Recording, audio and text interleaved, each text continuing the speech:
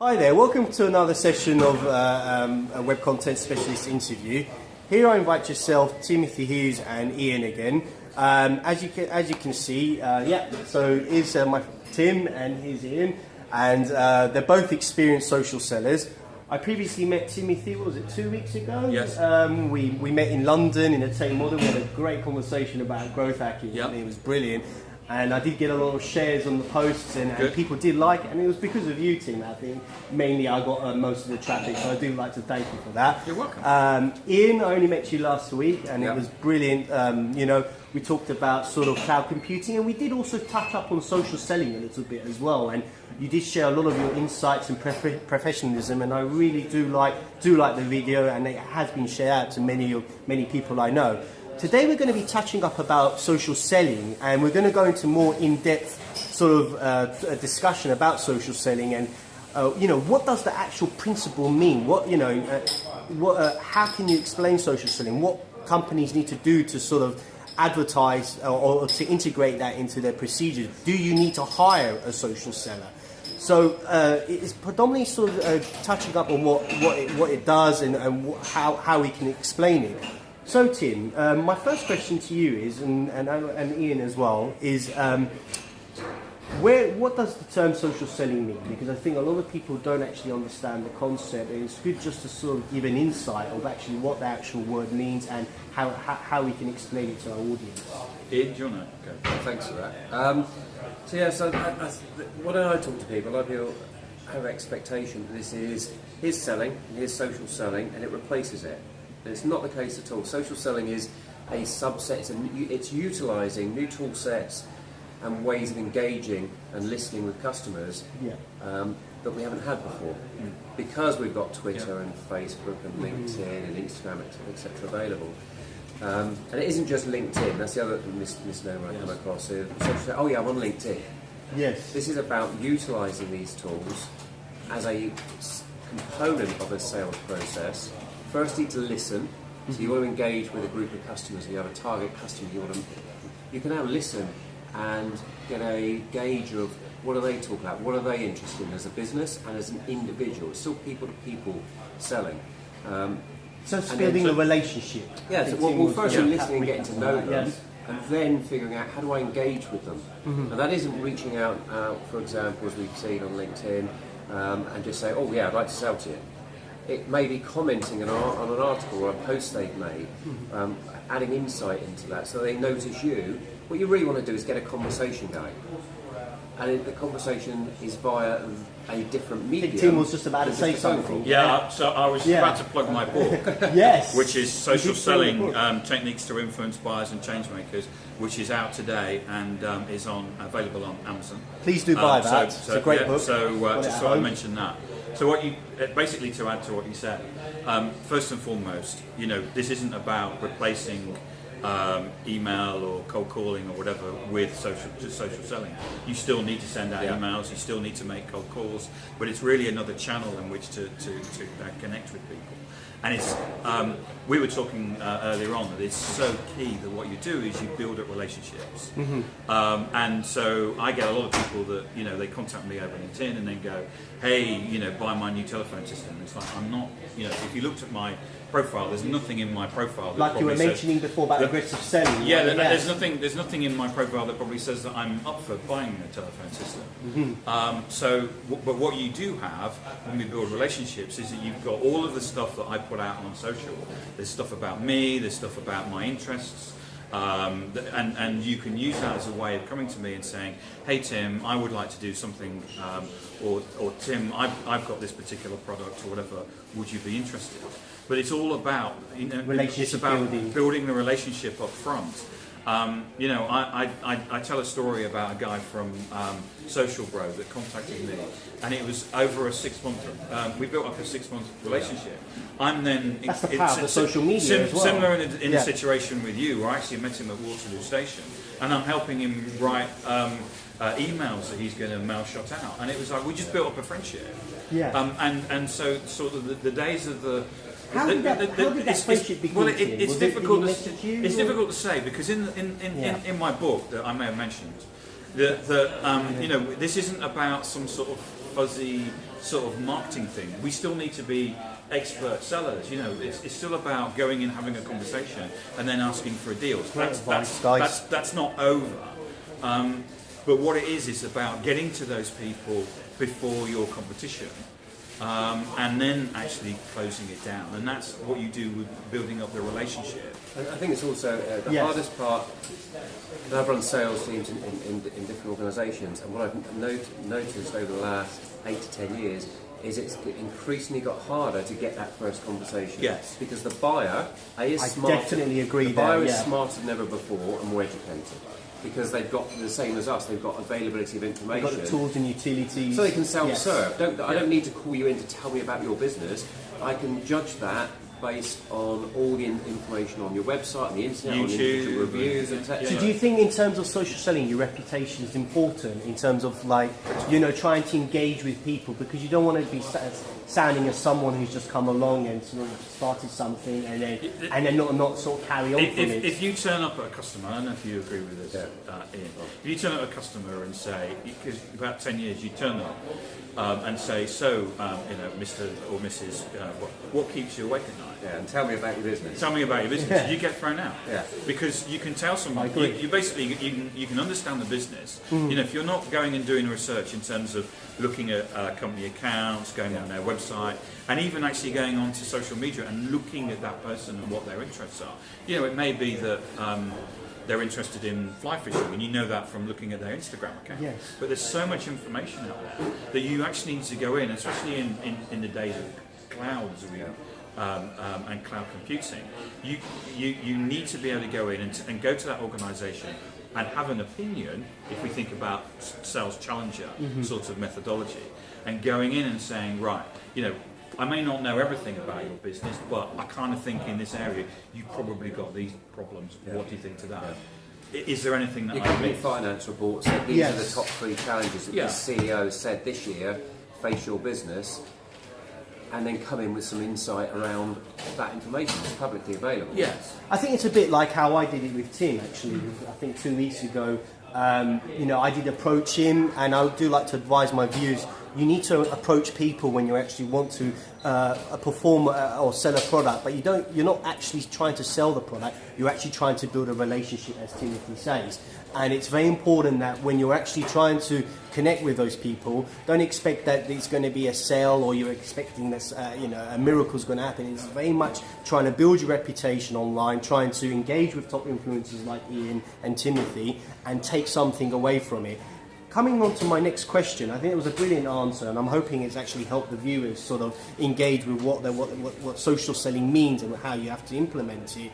Coming on to my next question, what changes do you think are going to happen in the next 3 to 5 years' time in social selling? Do you think there's going to be more social selling? Do you think it's cold calling, like Timothy mentioned about sort of building relationships? Do you think more and more people who want to sell their product or service need to build that relationship? How do you think that's going to change? I think the first thing that needs to happen, and hopefully in that period we'll see that, is an awareness within salespeople of what this skill is, what it means, and how important it is.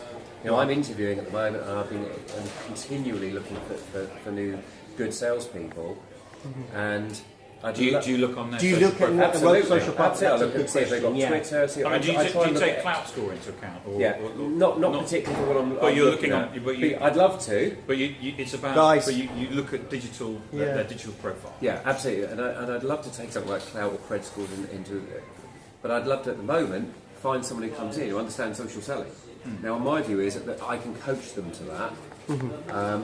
So do you think it's going to be more a coaching technique that's going to happen? Well, I think that needs to happen over the next 3 to 5 years. Because if I said right now I'm only going to recruit someone who's ready for social selling, who's baked, I'm going to struggle to find them. That's the honest truth. Right. So what I'm more looking at is, have they got the fundamentals that I can, and coachability, that I can teach them that stuff. Because it's not rocket science. Do you agree, it's a Tim? behaviour type. Yeah, I agree. I mean, to answer your question, I think that over the next 3 to 5 years, social selling will become the new norm. Right. And The book also mentions quite a lot about that. Yeah. And, one of the things with the connected customer, the fact that anybody can go on and do research about your products and services, probably see the price for it. You've got to understand and about you as well. Yeah, about you. About you, yeah. And the fact that they can actually go on and do that research, you've got to be into social selling. But also getting into social selling and personal brand is important for salespeople, because as Ian says, people are now looking for these individuals. If you want to get a job, you now need to have a really good LinkedIn profile. You can't have the LinkedIn profiles that we had 5 years ago where it was a CV. You've got to have a personal brand.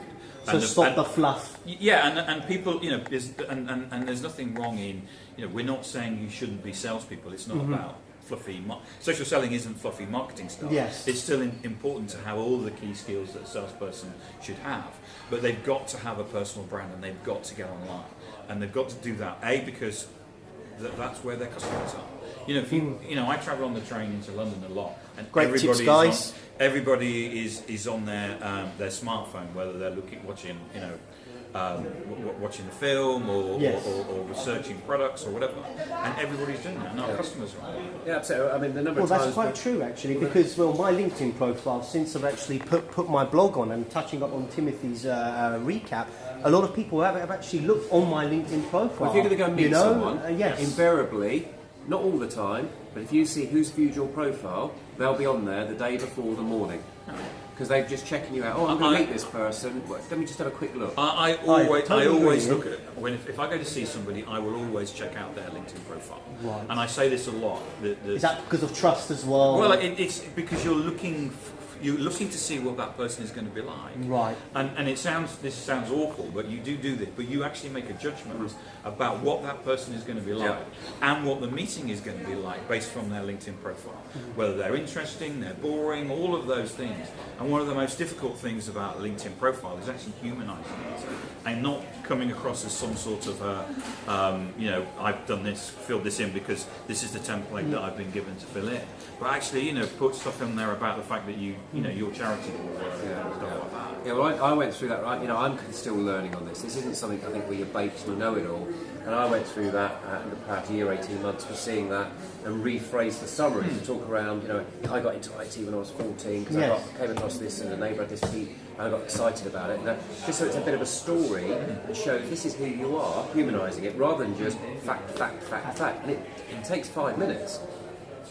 It's not difficult to do. It's just step back and think, how does this represent me? How does the photo that's a biggie. That's a big very simple. Question, yeah. Which photo to choose, not your wedding photo, this sort of stuff, right? Great tips, guys. Not one with in the bar in Ibiza with lots of well, it's got more. No. I came across a site recently where you can test your photo with an audience, public audience, and then just rate it for, if you say it's for business, it will rate it on things such as influence, etc. So I tried one with glasses, without glasses, and one came out massively better than the other. So I've changed the photo. So you think a photo, your impression, the way you look, the way you sound is very important in terms of who you engage with. And anybody who's watching this needs to go and Google themselves because that quite often is quite often where the first people, if they say I've got a meeting with Tim Hughes, what they'll do is they'll go and look at Tim Hughes and they'll see what comes up. That's really important. But you asked a question about. I've trained telesales people in social selling, and one of the things that we've done a lot of work on is around personal branding. So that one of the difficult things about cold calling is in effect you're always trying to warm up the call because you tend to get a better response because otherwise you've got like 20 seconds in which to get your point across. But I've actually trained people, telesales people, around building their personal brand.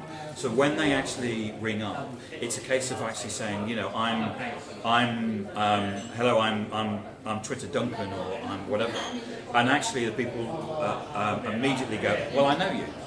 because you know the personal brand, and immediately you built up a relationship with that person.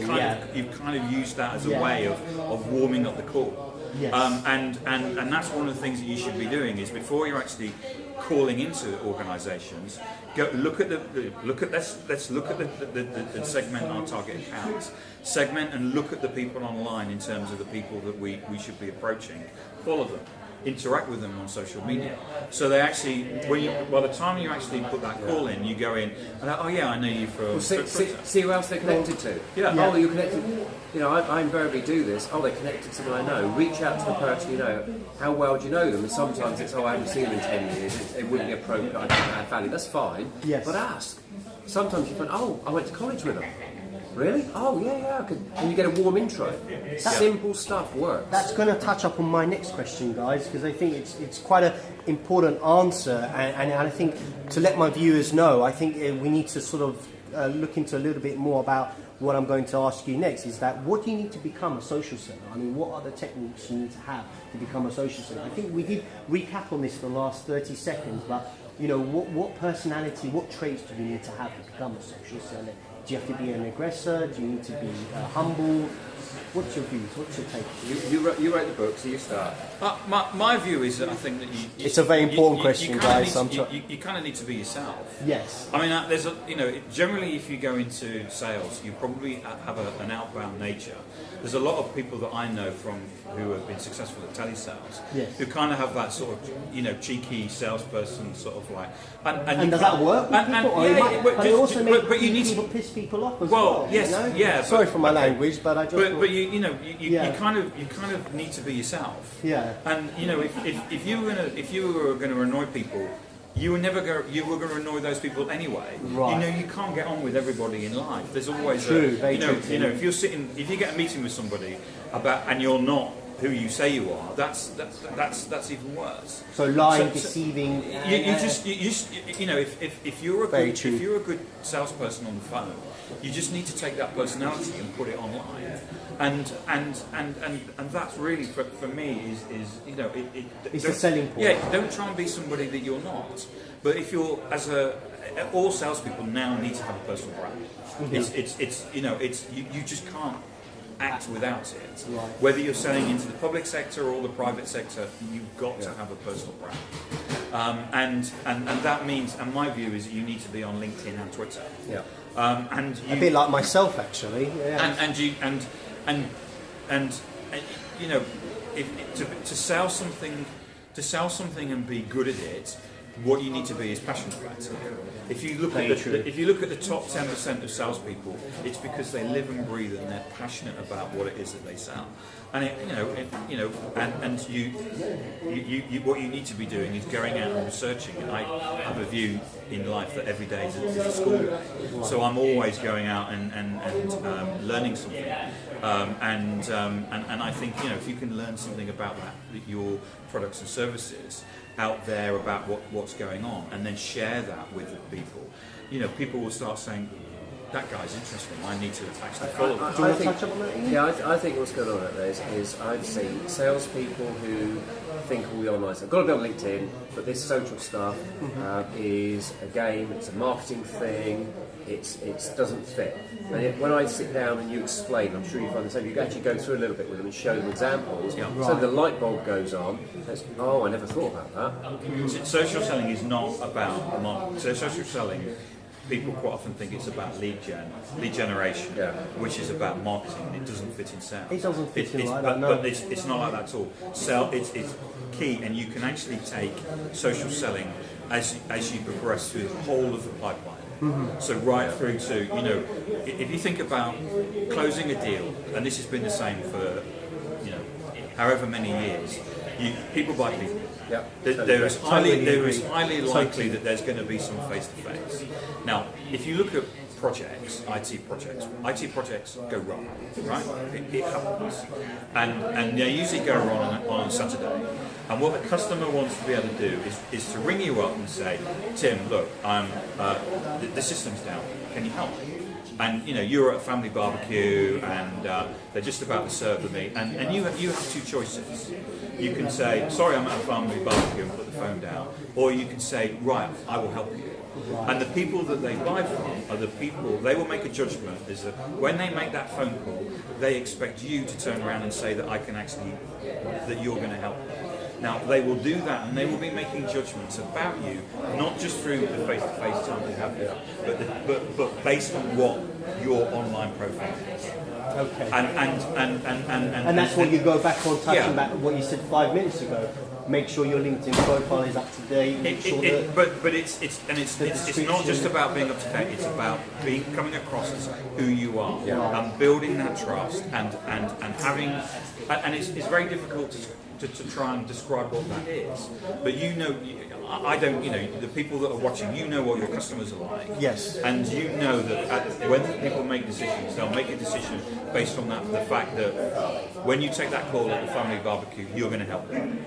That's great advice, guys. I think looking back, and I totally agree with both of what you say. I think it's very important that you need to come across very professional in what you do. Make sure you have a decent sized photograph, so when people do look at you and do engage with you, you are the selling product. You are the person who's going to come across as somebody who can be approachable when it does come down to sort of closing a business deal or closing yourself. My last question is what can we learn from it? What is anything you'd like to take away from it? What can the viewers learn from social selling? Well, let me give you a baseline. What they can learn from is there's an option to be more successful. There's 2 or 3 studies that have come out recently, and they all support the same thing. That's great advice, Ian. The top sellers out there, the real punchers who are earning the most money, have been the most successful, are already social sellers. Yeah. They're not advertising the fact to the world of this is a component way I'm doing it, because why should they? This is making a difference for me. I get it. I'm earning more money. I'm being more successful. It's a salesperson's competitive advantage. Exactly, and it's already out there with lots of independent studies saying this is being proven today. Yeah. So get with it or be a laggard, and it's going to cost you in your pocket. A bit like Timothy's book. Well, I wrote your prime example. I wrote an article. It was 2 years ago. I met a friend of mine, and he said to me that he was making 10 C-level meetings a week. Based by using social media. That's on my LinkedIn profile if people want to go, and it works through how Paul. Is there a book on that? Or I take you through all the things that he does, and his Twitter is Snapdragon_Paul. Now you don't have to have lots of followers. At the time of that, he had 450. You don't have to have thousands of followers. So let me touch up on something. He got a meeting with me, by the way. So yeah. He's not important. No. It's about Okay, let me talk you through it. So in the blog, it talks about how he decided he needed to get a meeting with somebody with raw mail. He needed, I think it was the CIO. So he researched the guy, and he found out that he was responsible for a rollout of technology in our UK post offices. So he went into the Kingston post office, took a photo of the piece of technology and tweeted to him and said, great to see this piece of technology being rolled out. I bet you're really proud.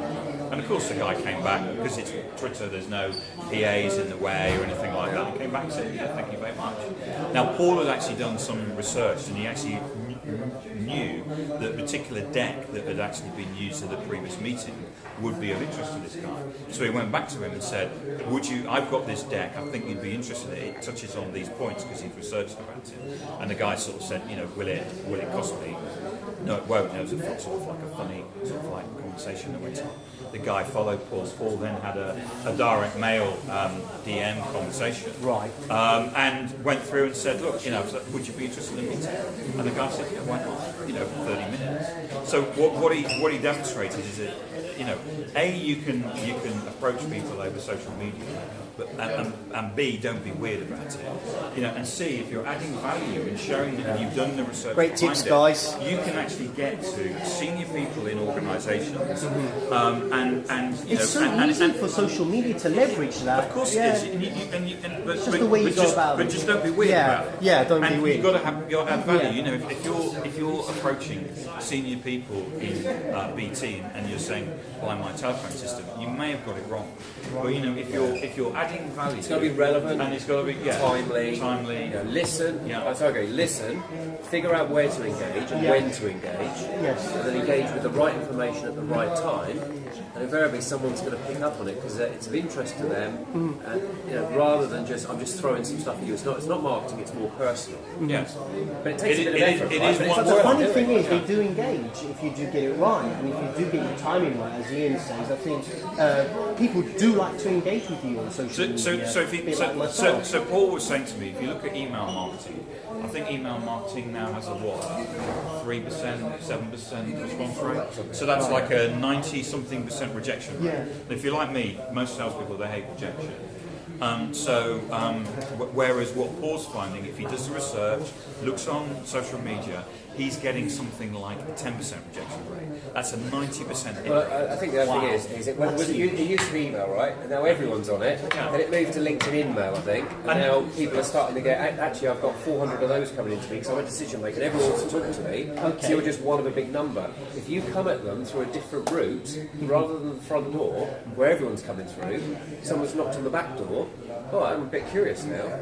And they've got an interesting message, you're more likely to engage with them. You want to be the one that's different and the one that's at the forefront of being different. Hence, going back to what we were going to talk about, the social selling book, and out today. I've bought it myself. It's currently coming on order, and it's a great book. When you get it, when you get it, I want people to take selfies of themselves and send them to me. Yes, it's very important that In interesting places, right? It can be, It's very important to get Timothy's book. I think it's a great book. And when you're touching up on these issues, a lot of what we've said is actually probably in the book as well. So and I do mention some of these things in the book.